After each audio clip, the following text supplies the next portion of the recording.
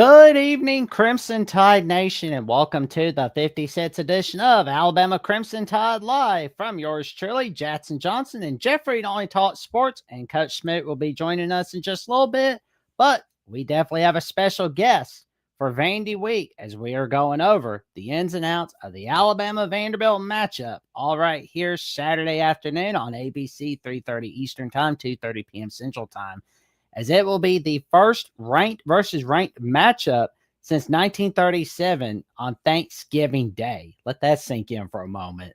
Thanksgiving Day of 1937. That's the last time Alabama and Vandy went against each other as ranked I don't opponents. think any of us were here for that.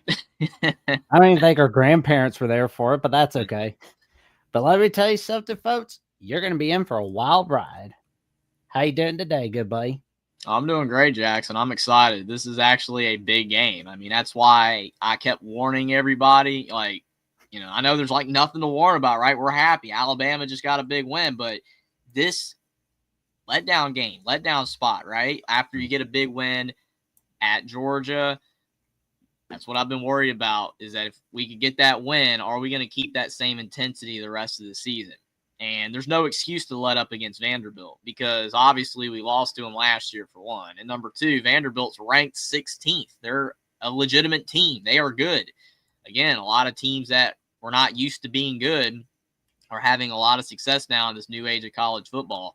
Indiana's exploded. Vanderbilt is a whole lot better. We cannot overlook this team. That is the message for Alabama. There's no reason to overlook Vanderbilt. That would be absolutely insane on our part. So hopefully it's a great game. It could absolutely be the game of the week. I know Miami, Florida State, but still, Florida State really dropped the ball losing to Virginia. Lost a lot of shot. Vandy, Alabama is actually a big game. It is a massive game for both teams. If Vandy wins, it could propel them to heights, the higher heights than they've ever had. I mean, they could get maybe in that SEC title conversation. I don't see that, but they very well could if they get a win against us. They look like they could be a playoff team. They very well could. I mean, again, Indiana did it last year, so Vanderbilt possibly could do it. And for Alabama, I mean, if we lose, our season isn't over. But then you have we no lose to margin for error, Vandy, so we have to stay focused and get a win. Oh, if we lose to Vandy, it'll be the first time that we've lost to Vandy in consecutive years since 1955 and 1956.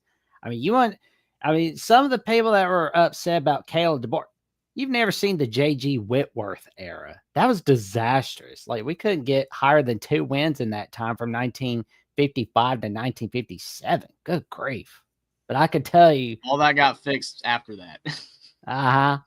But I will say, though, we're in for a wild week, and we've got some magic coming your way from Alabama with the Voice of College Football, especially since the day before my birthday, $2.99 a month. You can become a Crimson Faithful member, where you'll have a loyalty badge next to your name and custom emojis to use in the comment section and in the live chat. And you get a member shout out, like our good buddy Zachary Will, just giving out a roll tide to everybody. And talking about Vandy starting the season 5-0 for the first time in 80 years. I think it's a little shorter than that, which I believe it was last time was 08, but that's about it. But we'll go over that later on.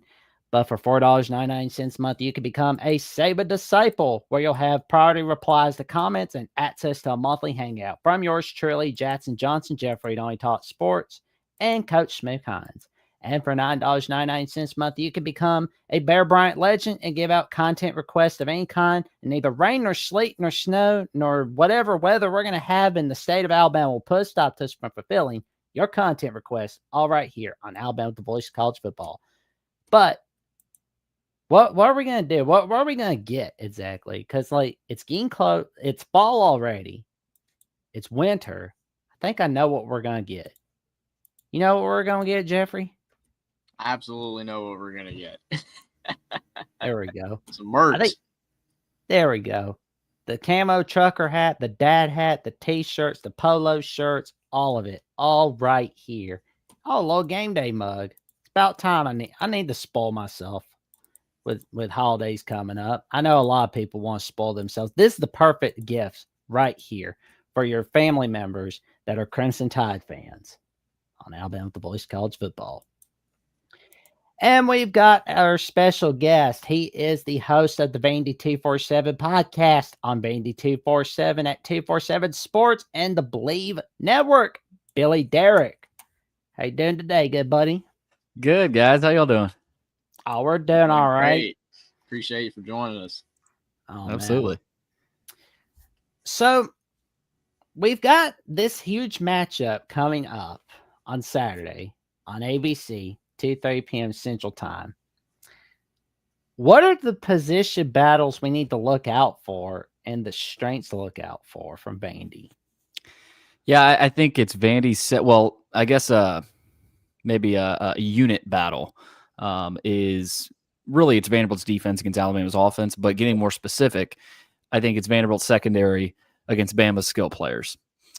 Because number one, we saw what Alabama did against Georgia's defense, and I know this isn't a classic Kirby Smart Georgia defense, but you've got Ryan Williams, and I know he had that big drop, but Jeremy Bernard looked really good, and you still have Isaiah Horton just kind of laying in the weeds a little bit. That's a good number three. That's a really good number three receiver.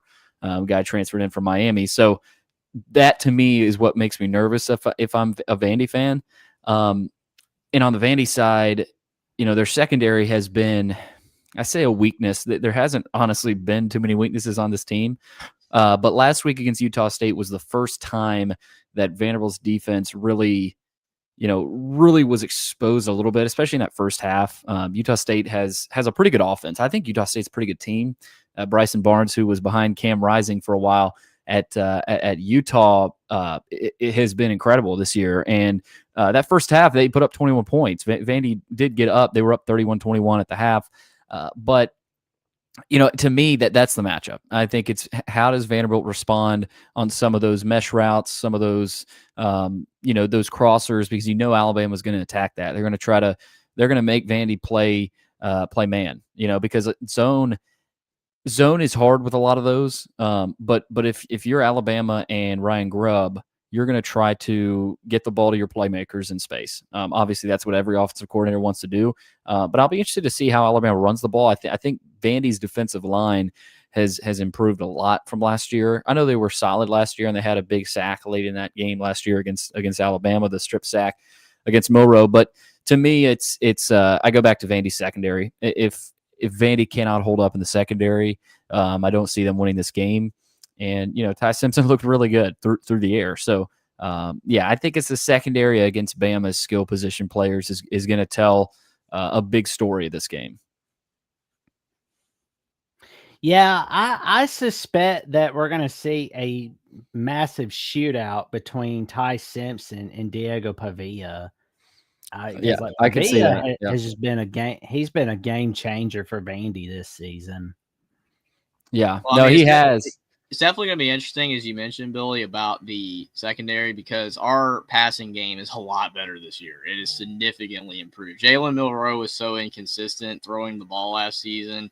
We didn't even have that as a major part of our game plan sometimes. Like, a lot of times we were just running the ball with him. Like, he was our offense just on the ground, which, I mean, I understand why they did that, but at the same time, I don't understand why they did that when we still have Bernard and Ryan Williams. It doesn't really make sense, but that's what it was. But now we actually are legitimately doing great passing the ball again. We got a great passing offense again, and Ty Simpson is even entering the Heisman conversation for that performance against Georgia. Very good game by him, very good offense overall, but I'm still concerned about our run game. So it's going to be interesting to see how Vandy's defense does hold up in the secondary, because if they can just get Alabama in enough third and long situations, then maybe they'll have a shot. But the thing is that we converted at such an incredible rate against Georgia. It blew my mind on third down. We were in a lot of 3rd and 7s, 3rd and 8s, 3rd and 10s, and we still were throwing for first down. So I don't know. I think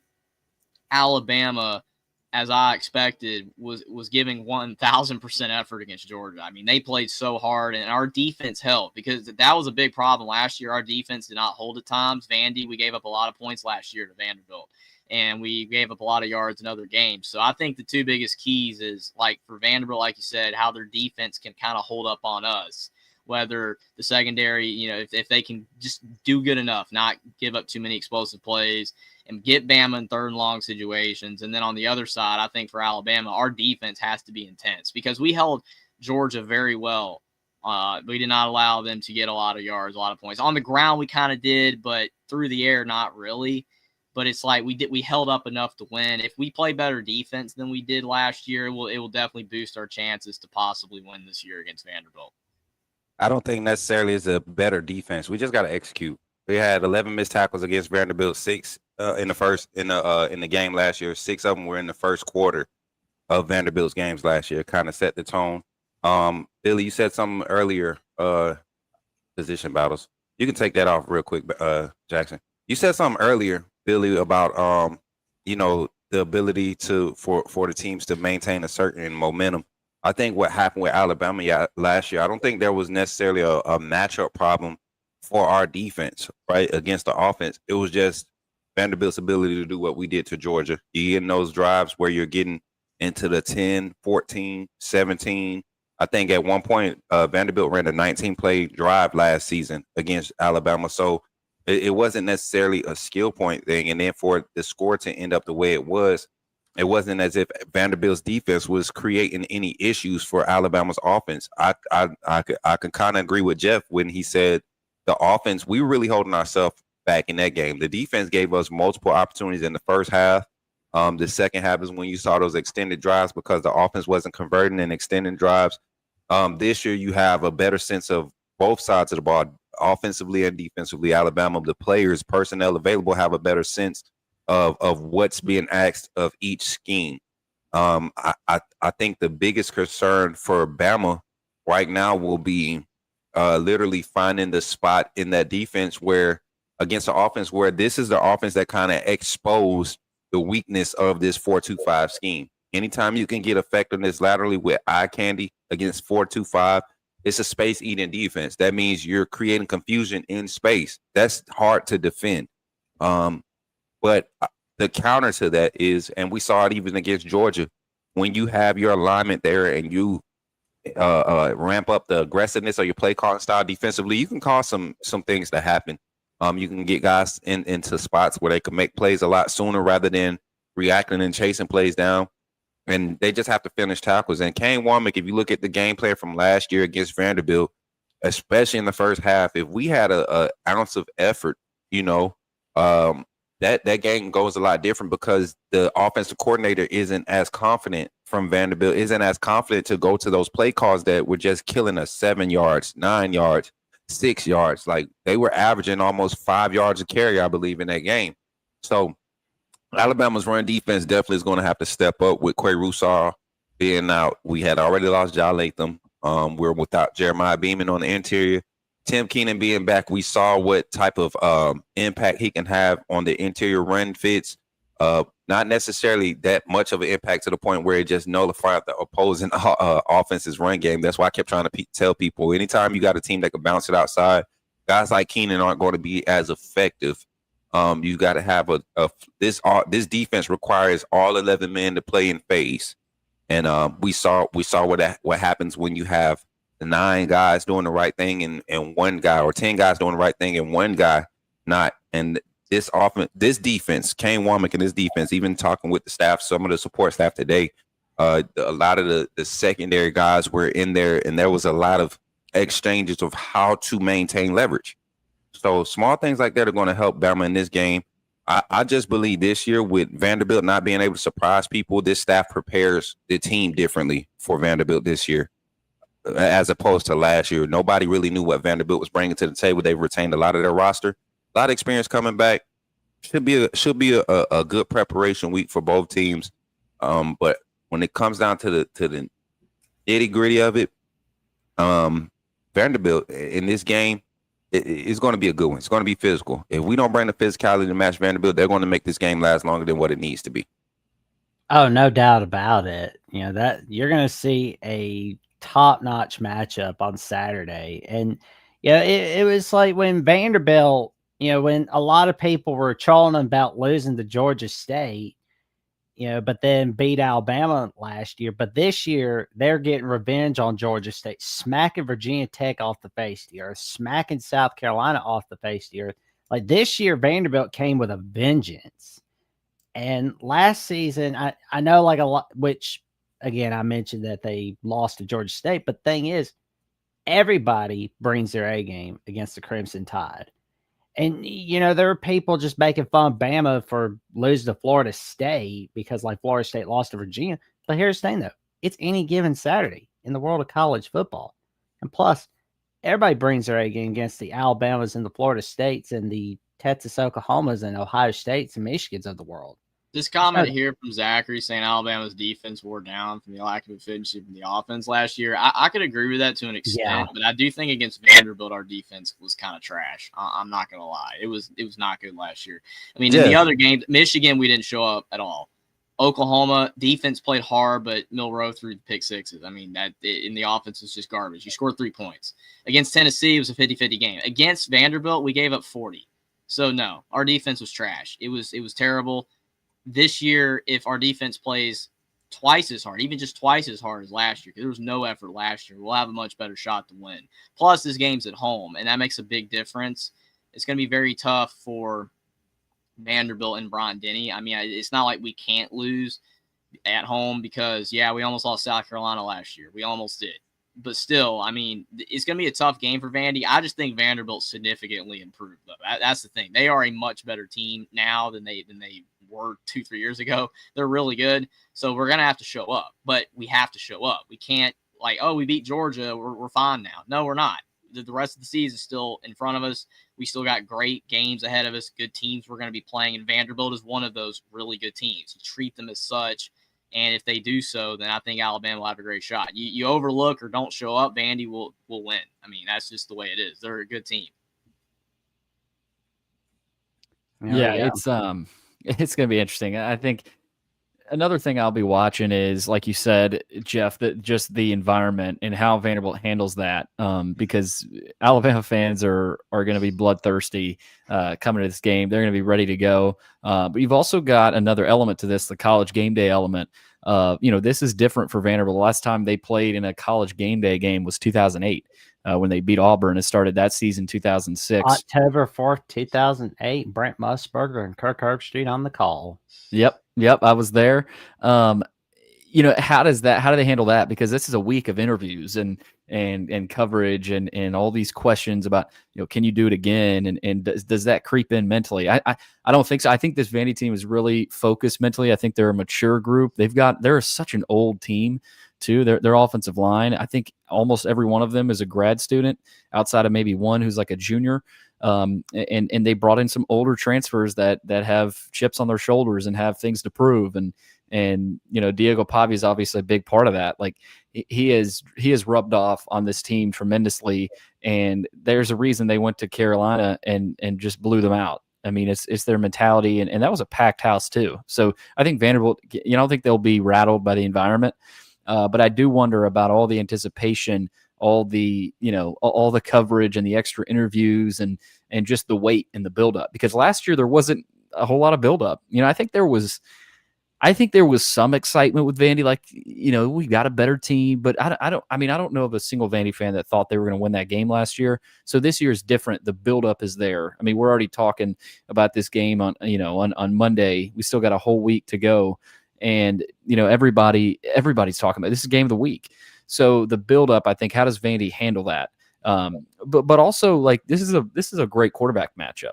I mean, these are two guys that are in the Heisman Trophy, contending list, and who wins out? If whoever wins this game has the upper hand. I mean, especially if Pavia, like if Ty Simpson wins, he'll kind of stay where he is, and I think even if Ty Simpson loses this game, I still think since he's at Alabama, he'll still be up there in the Heisman ranks. But for Pavia, if he wins this, he shoots up, and so it'll be interesting to see that as well. But yeah, I just think how Vandy handles it mentally, not just the crowd, but just the week leading up, because it was a lot different, leading up to the game. It's going to be a lot different than it was last year. And Alabama was favored by like 24 last year or something like that on the road. and at home we're only favored by 10. I mean, that is a massive swing. That's the amount of respect and that Vanderbilt's gained in a year. You know, the amount of, you know, Vegas believes that Vanderbilt will be competitive or possibly win this game. I mean, that makes a massive difference.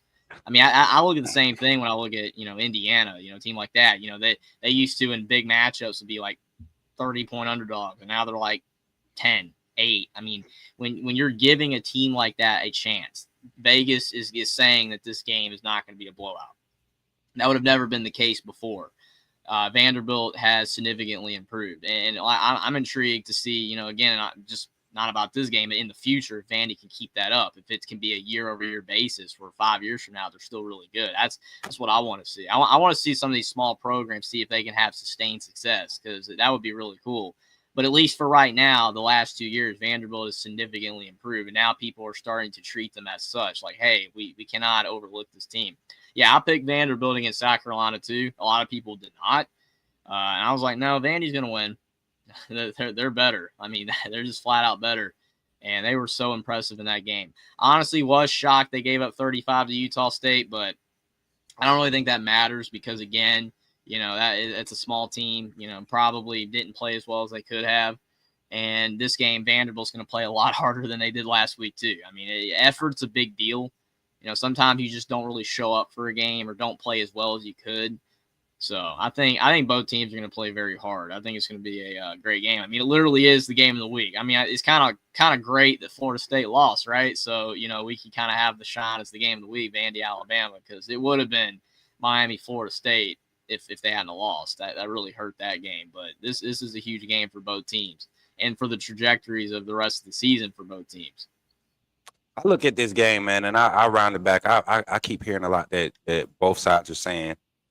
And I go back to this, y'all. Last year's season, first year under a new scheme with Coach DeBoer, Nick Sheridan coming in, trying to be the play caller there.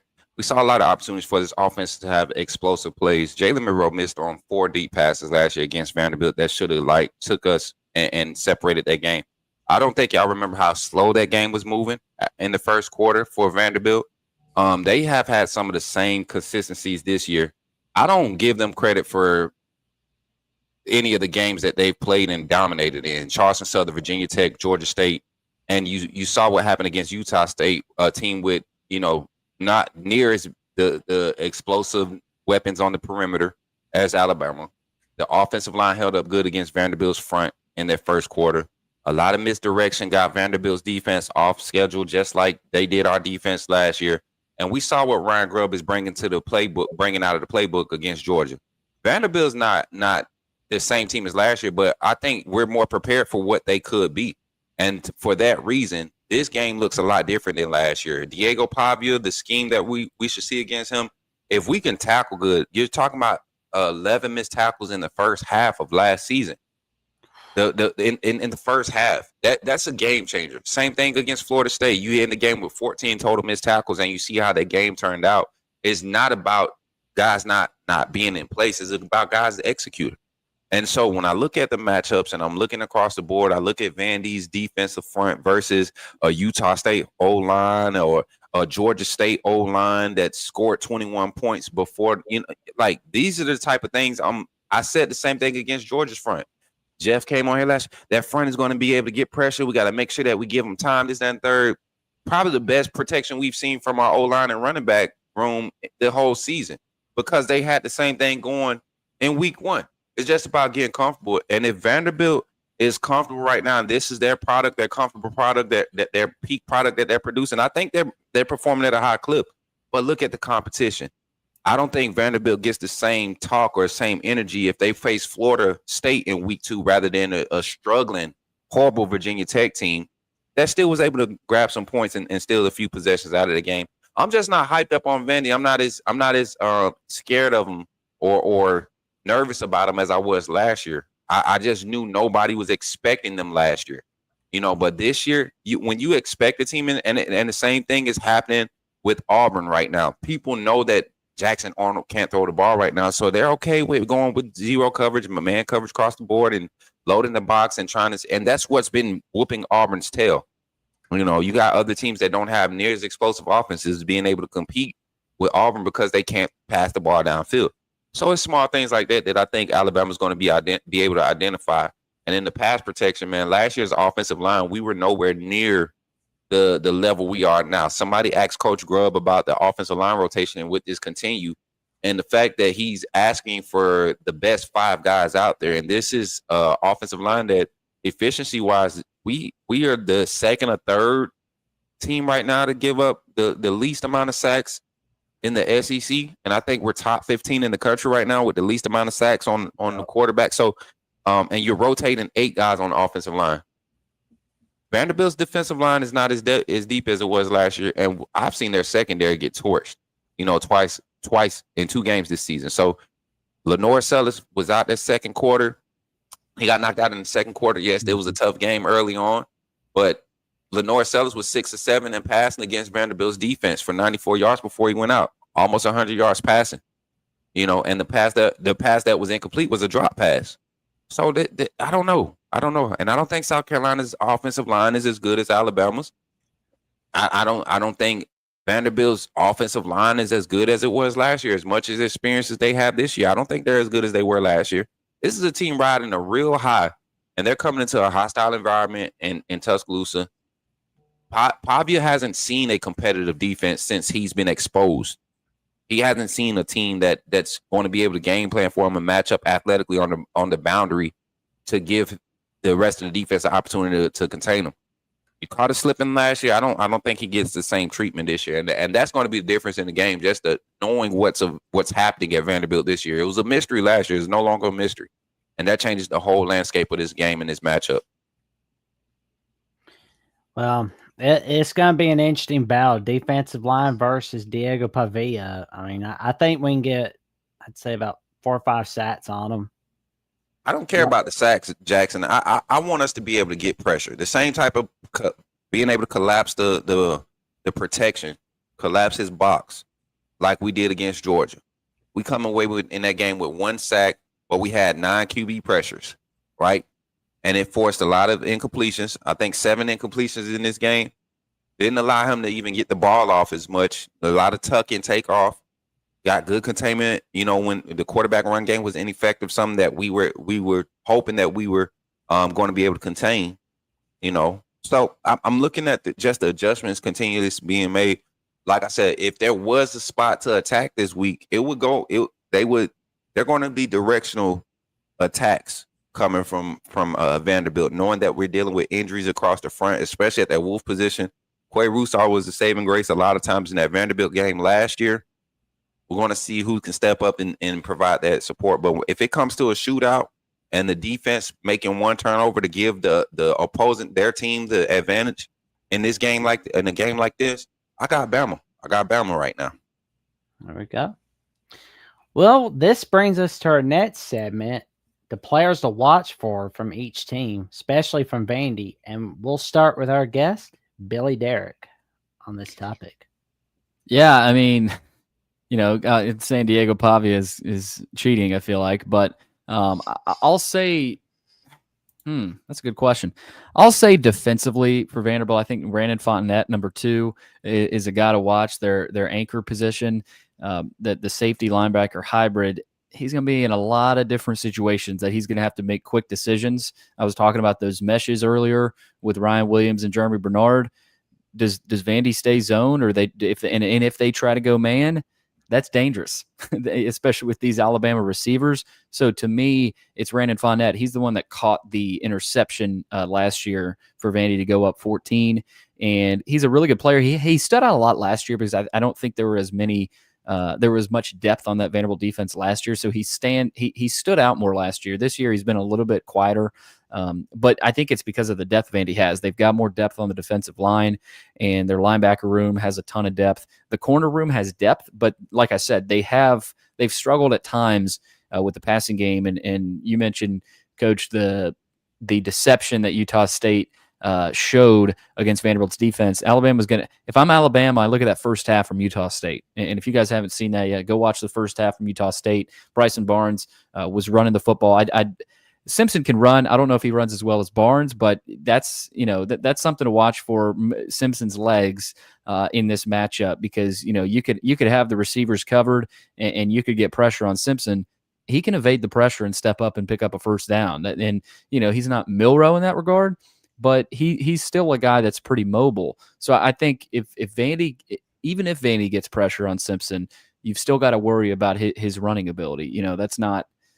He's not a statue back there. But a player to watch for me, I'll go Randon Fontenette, just because of how important his job's going to be on Saturday, whether it's in the run game. He'll have to cover a tight end here or there. He'll have to cover some receivers at times. But how many blitzes do you send? How aggressive is Vanderbilt's defense, especially early on? They've been pretty aggressive, especially in second halves, like coming out of the half.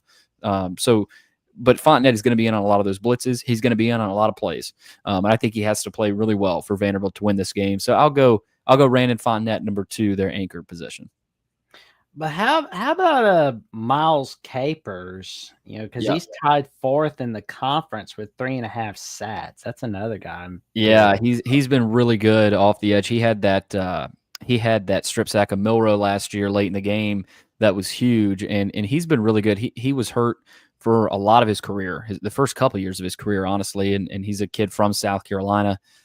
It was an under-recruited guy, but he's an SEC edge rusher. I mean, you look at him, I'm not going to sit here and say he's Jadeveon Clowney or Myles Garrett, but he's got that size of a guy that can really cause some havoc off the edge. And he's, like you said, 3.5 sacks. He's been really impressive. Vandy's got some other defensive linemen as well that have caused some havoc. But a lot of times when he sacks, if I'm not mistaken, I think he's got 2 strip sacks again this year so far, maybe just 1, but he causes havoc, and they do like to bring a lot of pressure on third down. So yeah, Capers is another guy to watch on that Vanderbilt defense coming off the edge. Yeah, he had the strip sack against Charleston Southern. That's kind of like one of the first highlights for Vanderbilt's season. I remember Capers, but even in that, man, this is where I was so stern against Bama. Like I look at the teams that he's making these big plays against.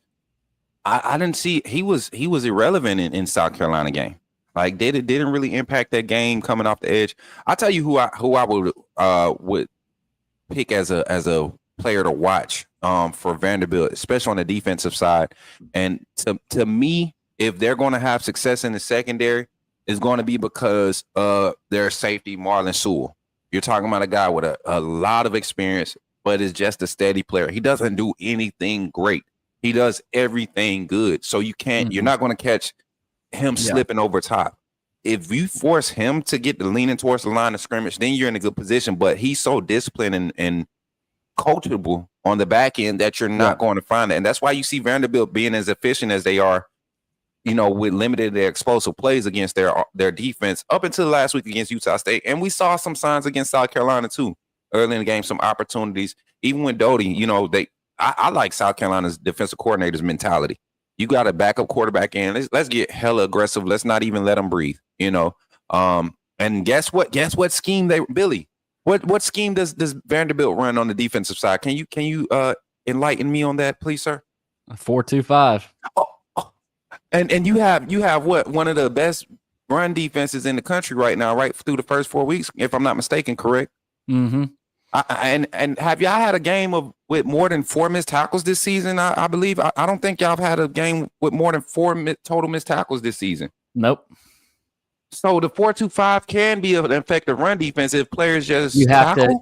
You said it though. Yeah, you have to execute. This is a scheme that not every defensive coordinator will run because, like you said, you have to be coachable. Billy, slow down. Don't speak too much truth here. People in Alabama Nation don't believe that the 4-2-5 can stop the run game or contain the run game. Yeah, and I'll say this too. It was so different than what Saban was running, right? Because I don't think Saban ran the 4-2-5, or at least maybe 3-4 nickel is totally different. Right, totally different. So I think that's what it was. Womack probably came in saying, "Okay, we've got all this talent. We'll be fine, right? They can make tackles, but there's a lot that goes into this. I don't know what Alabama calls it. Vandy calls it the anchor position. A lot of teams call it the star. That guy's got a tough job. You'll be called. You've got a different call every time. You'll be coming off the edge one time. You'll be covering the linebacker one time. You'll be on a receiver. Like you'll get a man look and get motion to your side. It doesn't even have to be your man. If you get a shift and balance on the offensive line, or you hear a protection call, or you see a shift on the defensive front, if you get a defensive front shift, that overhang player, and see what's the difference in this scheme now. You have in Kane Womack's scheme, you have two of those guys. You have a Rover and a Husky now, so you're making it a lot more versatile. Right, you're being a lot more. You're able to move around a little bit more, a lot more hybrid. But you're giving them more assignments, and it's causing them to think more. You have your star, which is in our Husky Rover, whichever has that assignment call for that. But then also our weak side linebacker is being thrown into that situation too. Yeah. And for Vandy, they've been in a couple different spots. If you guys go back and watch the Utah State game, they sent their running back on a wheel route, I think, to make it 14-7. And it was because not Vandy's star. Utah State did a good job of isolating Vandy's. I don't even know what the Razor. The Razor, the Capers. Well, it wasn't Capers though. It was Rinaldi on that play, and Rinaldi is listed as a linebacker. But Rinaldi was, there's two linebackers in this scheme. There's a star who's a linebacker safety hybrid, and for Vandy's scheme, their purpose, they have a guy that, they have the four guys on the line, but you have a guy that they will bring a lot of times in as an extra rusher. Yeah. And Rinaldi had to be, he got split out wide. I can see that happening with Jam Miller on some what do you call it? On the, I'm forgetting what that pass is called out of the backfield. The swing. The swing. I can see Miller doing some work in the swing pass. But the good thing for Vanderbilt is they saw a lot of that against Utah State. Yeah. So that was a great adjustment game. I think that's one of the better things that could have happened to Vandy. Now, this is Alabama, so you've got to deal with Jam Miller, and you've got Ryan Williams instead of a Utah State receiver. Isaiah Horton is a guy that can go up in the red zone. Yeah, so that's a good point on the defense, Coach, because both teams play it, but you've got to be able to execute it. And to me, the defense that is able to force more turnovers wins this game. Oh, and that's the case a lot of times, but it's going to be tough to turn these quarterbacks over. Pavia has 3 interceptions on the season, no fumbles. Ty Simpson, I don't think, has turned it over a ton. So they've played. Simpson's got more confidence in himself than he did week 1. Right. And he looked really good. And so it's going to be tough. It's going to be tough for both defenses. And I'm with you, Jackson. I do think it could be a shootout. And it's nothing against the defenses. I just think these offenses are 2 of the best in the country. I think obviously Alabama has more talent, but Vandy's deception. Vandy could. The thing Vandy does is, they could go empty and have Pavia air it out, 5 wide and hit Stowers on a seam.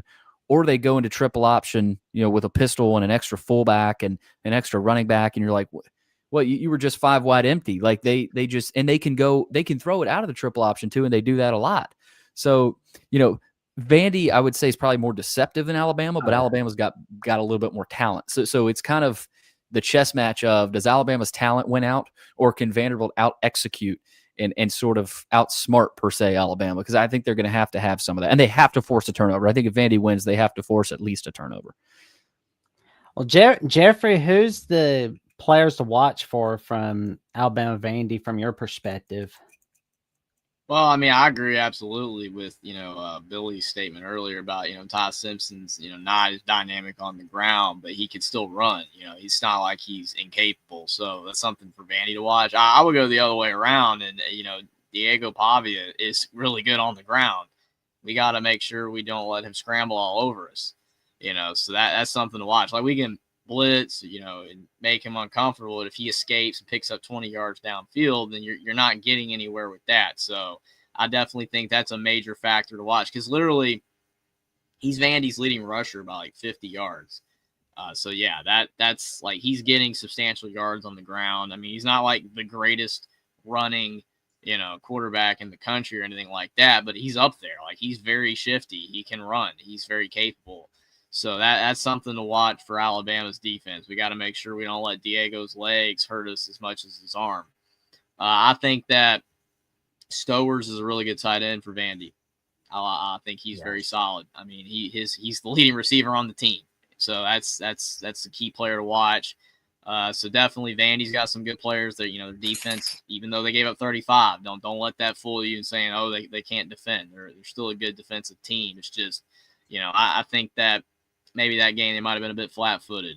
On Alabama's side, though, I mean, when I look at key players, Todd Simpson's key player every week. I mean, he's our quarterback, and he's growing confidence game by game.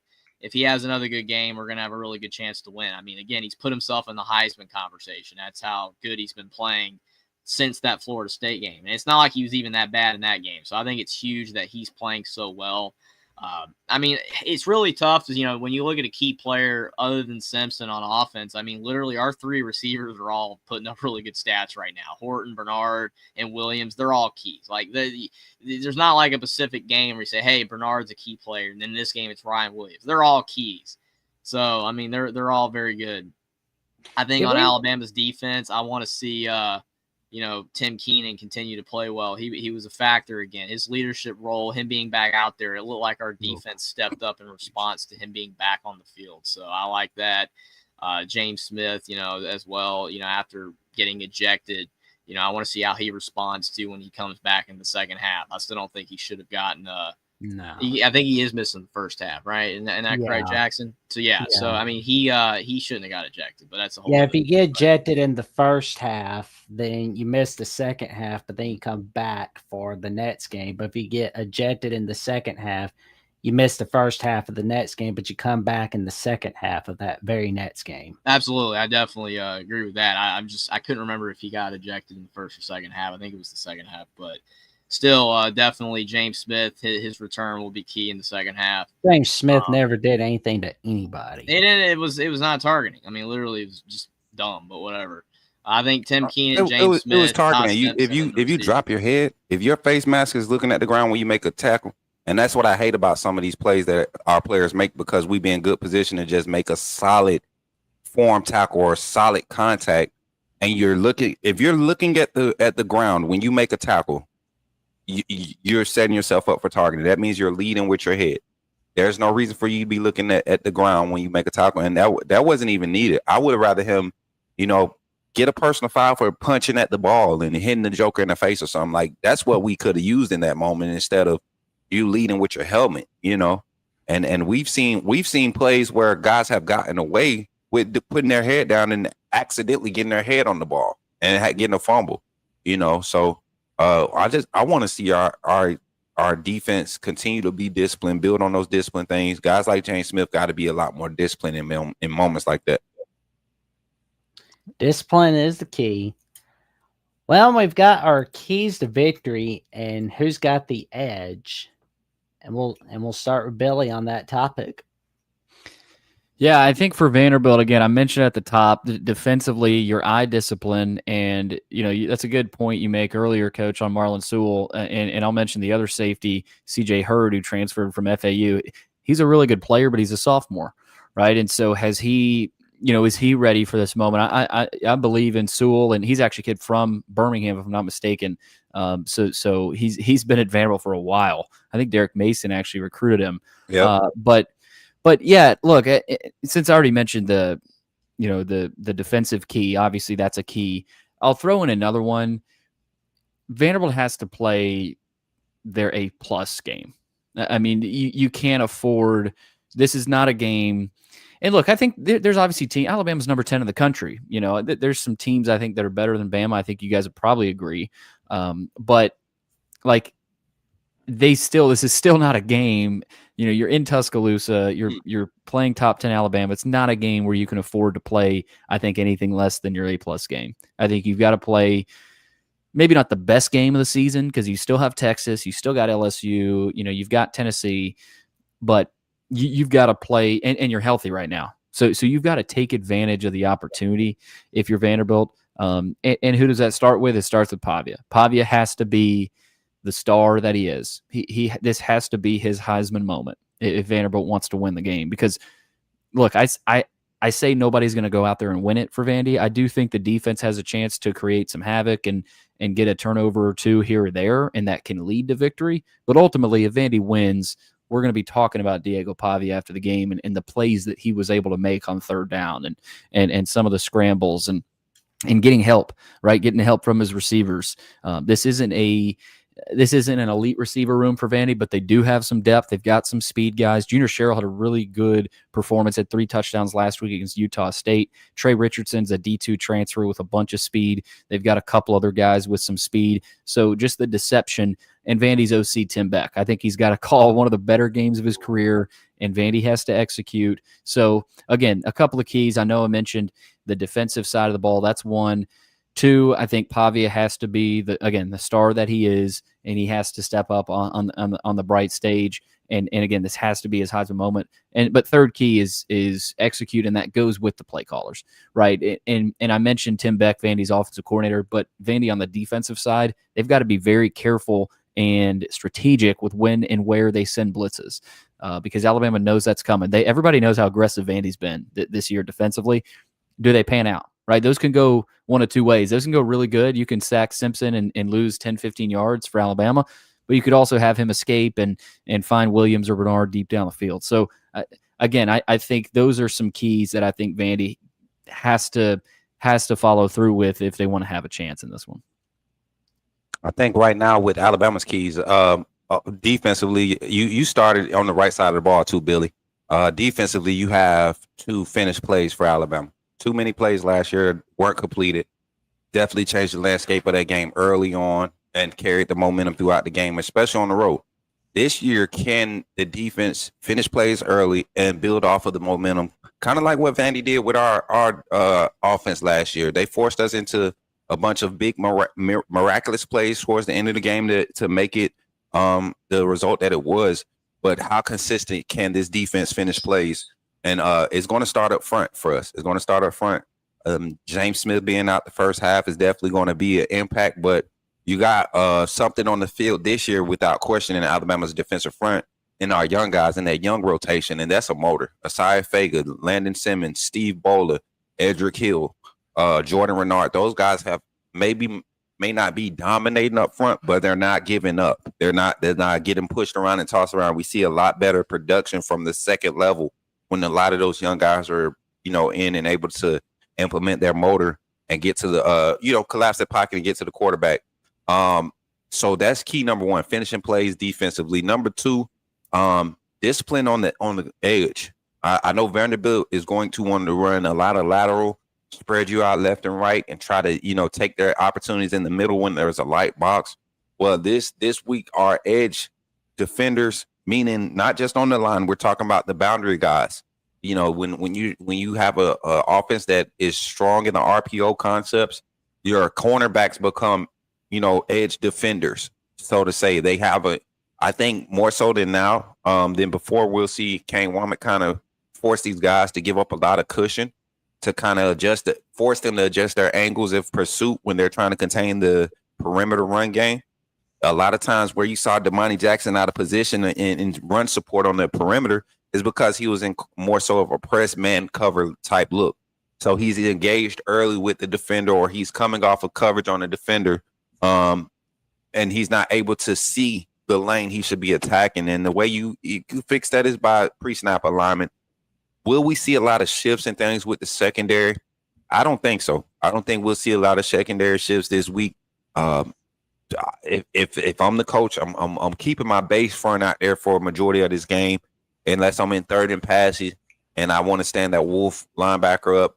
That's going to be important too. So that's another key. Then and then my final key, offensive line has to maintain the steady growth that they've been building on since the start of the season. The offensive line to me has been the strongest group, or the best, most consistent group for Alabama's offense this season. A lot of people look at the Florida State game and look at the numbers and be like, well, the O-line didn't help. Well, yes, they did. Ty Simpson underthrew a lot of balls in that game. He overthrew a few. But it also in that game, you had a situation where he just wasn't trusting his protection on a lot of those reads. Ty Simpson is a guy that is going to be aggressive in this game. He's at home. You see the difference in just his demeanor and his countenance at home. If the O-line holds up against an experienced Vanderbilt front, and I mean, you look out, you said it earlier, Billy, this is the oldest team in the SEC right now. Yep. You're talking about an average grade level is a junior. Not redshirt junior. I mean, not junior, but a redshirt junior. That means basically a senior. You're basically fourth year in college. A lot of these kids aren't even living in the dorms right now. You know, they got mortgages, half of these kids. So we're talking about a team that's going to be mature. The crowd factor is definitely going to be needed, but more so than anything, Ty Simpson's execution factor and this offensive line being consistent is going to be the key to Alabama coming away with the victory in this game, in my opinion. Jeffrey, what were the keys to victory in your eyes? I mean, I think big key, and Billy mentioned earlier, is turnovers. It is a cliche thing to say that turnovers, matter, in specific game, because they matter in every game. But I think in this type of game, if we make mistakes, if we have a couple turnovers, then Vandy's going to have a much better chance to win. And that goes the same way, or, the other way around. If we force Vandy into a couple mistakes, Pavia throws an interception or there's a fumble or whatever that we force, then we'll probably win. I mean, it was a big play that we had against Georgia with Bray Hubbard forcing that fumble against Georgia last week. That was a big key. I mean, that literally gave us the field goal that ended up being the difference. So turnovers are key. I think that whoever turns the ball over less, not necessarily will win, but it definitely will increase the odds of the team to win. It would be the one that's forcing more of the turnovers, and it gets the ball in better field position because of it, if that's the case as well. So I think that's a big key. I think another big key is Simpson versus Pavia. I think whoever plays better. If Todd Simpson throws for 400 yards for a touchdown, it's going to be very hard for Vandy to win. But if Pavia is running all over us, he has a day where he's got 2 passing touchdowns and 2 on the ground, then, there's a good chance Vandy wins. I mean, both quarterbacks in the Heisman race, especially Simpson. Simpson's up there with Dante Moore and Fernando Mendoza. But, Pavia's a little further down. But again, to Billy's point, if Pavia has a big game, he could vastly up his Heisman odds. It would be a big Heisman moment for him if he could have a big game in Bryant-Denny Stadium. So the quarterback matchup, who plays better, and that obviously the O-line is completely, involved in that. Like, whose O-line holds up better, and for the further quarterback to play well. Turnovers, and I think the last is intensity and effort. If Alabama plays as hard as they did against Georgia in this game this week against Vanderbilt, we will win. There's no doubt in my mind, because we are the better football team across the board at almost every position, basically every position. But we can lose if we don't play hard. We can lose if we don't give enough effort. And I don't see why we would overlook Vandy, because again, they're 16th in the country. They're a really good team. They beat us last year. Like, you've got no reason in the world, to overlook. But yeah, it was week 1, but I was shocked we didn't play, better against Florida State, considering the fact that Florida State had the quarterbacks from Arks. I thought we would show out against them, and we did not. But against Vandy, we've got all the reason in the world to give an A-grade effort against Vanderbilt. We're playing a ranked team, a team that beat us last year, a team that's got a lot of hype and the ability to have an elite season for them. I think that Alabama, you should want to prevent that and defend home field. So whoever plays harder, which team plays with more effort, because talent gap, we know Alabama's got talent gap. We know that. I mean, that's not an issue there at all. But the thing is that talent doesn't matter if you don't play hard. So definitely effort from both teams. If we play hard and Ty Simpson wins the quarterback battle and we turn the ball over less, we will win. But that could go the other way around for Vanderbilt if they win those 3 categories, in my opinion. Well, the first to 400 passing yards between Ty Simpson and Diego Pavia is definitely going to win this game. Got to get the running game going, which we did a lot better than we did in the past couple weeks. We give Jam Miller the ball, we're good. We give it to Daniel Hill, we give it to our other guys like Washington. There we go. We get it rocking and rolling. And make sure we put a ton of pressure on them. We'll be good. And last, before we get off here, what are the score predictions for Alabama Vandy? Bill, we start with you. Yeah, guys, it's going to be interesting. I think this is a tough one. I haven't honestly even thought about making a prediction yet. But what's going to be so interesting is, sorry about that, guys. What's going to be so interesting is like I said, Vanderbilt's momentum and their can they build on that, right? Can Vandy's 5-0, right? Alabama, I know, lost to Florida State. I think Bama wins, but I'm not incredibly confident in that because, again, I think this Vandy team is hungry. I think they've still got a chip on their shoulder, and I think they'll have something to prove. But I've got Bama, and I'll say 38-34. That'll be my prediction. But I got to hop off, guys. Appreciate you for having me. All righty. And we'll see what happens. Tell your friends, family, cashiers, publish about the magic that Billy Derrick is creating on the Vandy 247 podcast at 247 Sports and the Believe Network. Tune in for more. Check him out on Billy Derrick 10 on @/Twitter and on Instagram at Billy_Derrick. Tune in for more. Take it easy, brother. See you guys. Appreciate it, Billy. And Coach Smoke is next on the predictions for score between Alabama and Vanderbilt. I'm gonna get straight to the point. I think this game is Alabama's true we're back separation type field game because of the schematics and how things lined up last year. So many opportunities missed offensively last year with drop balls, not making the right reads. Then defensively missed tackles. If we could fix those three things, it's a total different game last year with that roster we had last year.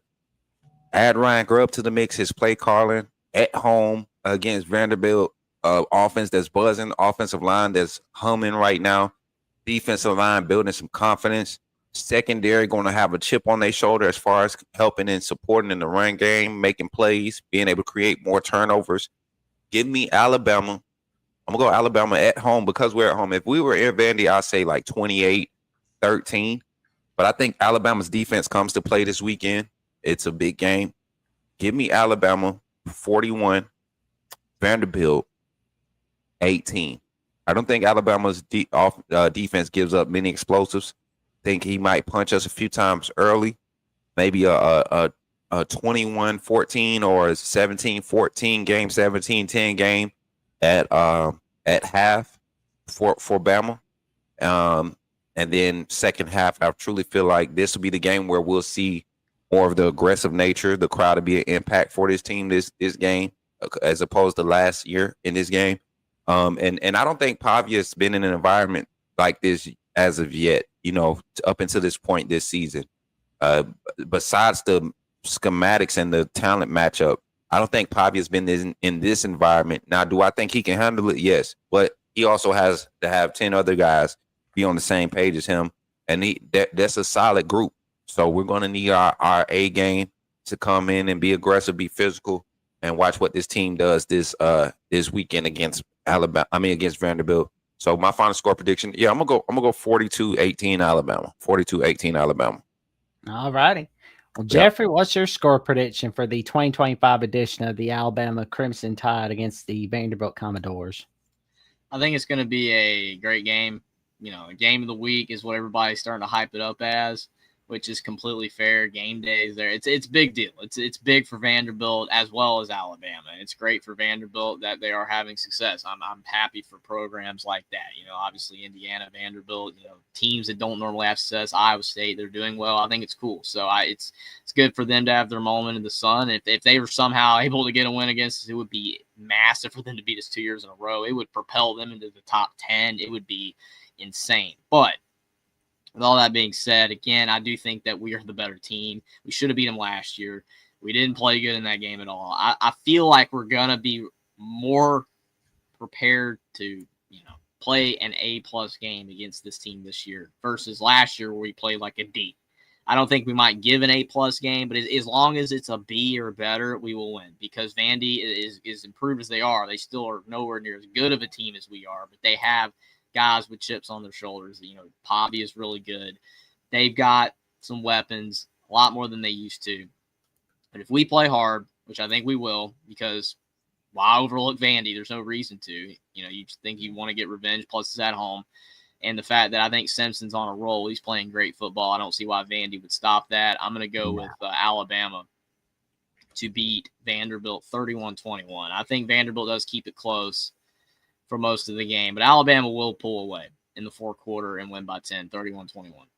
Oh, That sounds pretty good. Well, as for me, I'm looking at this matchup, and I still cannot believe this is a ranked versus ranked matchup. It's still kind of just sinking in. I mean, it's not every day you see Bama and Vandy go at it. It's cool. Yeah, I mean, you got College Game Day in town with Kirk Herbstreit and his dog Peter coming that game. Although they're going to go over to call Florida State Miami, of course, but it's going to be a great one. Diego Pavia and Ty Simpson in a massive shootout. It's going to be 34-27 Alabama.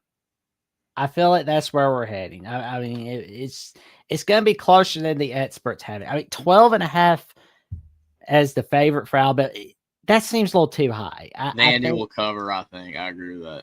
Yeah, I mean, I feel like Vandy's going to beat the spread for that game. That's where it's going. But, we can win this one. It's going to be an awesome one. It's going to be a wild ride in Tuscaloosa. Tickets are sold out. Everyone is coming on October 4th. I'm excited. Well, Jeffrey, what have you got going on in your neck of the woods, good buddy? Definitely. I'm going to be doing a prediction stream with Will and D hopefully later in the week, doing all the week 6 games. Cannot believe we're already at week 6 of the college football season, but here we are. And we don't have as great of a week, of games, like the big games. You don't have as many, this time around as you did this past week. But there's still a lot of great matchups, including Vandy, Alabama. So we'll be talking about all of that more sometime this week. And then also I'll be doing another post-game reaction like I've been doing every Saturday night. It's always a blast doing that. Appreciate everybody for tuning in there. And also I'll be doing an NFL predictions video sometime this week too.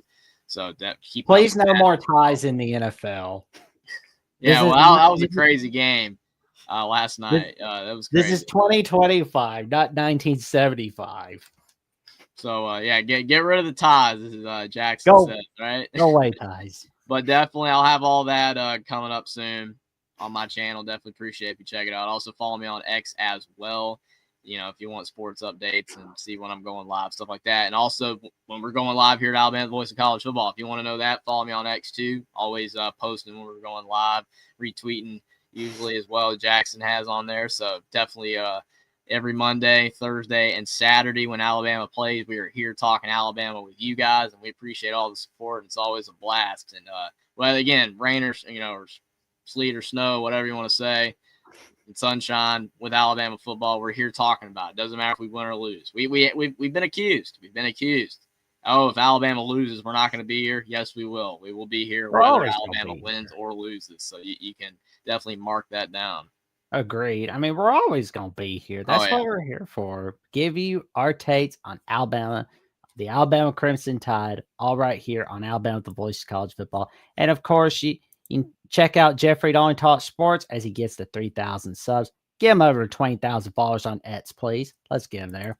And check out Coach Smith on the Coach Smith Network, and check him out on the Alabama Primetime Live Show and much more on Alabama with the Voice of College Football. And you can check me out on Jackson Johnson 979, where I'm 298 subs away from the magic number 1,000. Love to get there before, well, maybe not my birthday, but definitely before the end of November, as I've got some massive episodes coming your way on the Jackson. And for more updates, what I've got going on Alabama, the Voice of College Football, or the Jackson, check me out on Jats VOCFB on X/Twitter and on Instagram and threads at Jackson Johnson 5439008. And if you want to check out Alabama, the Voice of College Football video via audio, check us out on Amazon Podcast, Apple, and iHeartRadio, and Spotify. All right here. And with that being said, like, comment, subscribe, click on the notification bell so you never miss another video whatsoever. And we will be seeing y'all soon. And roll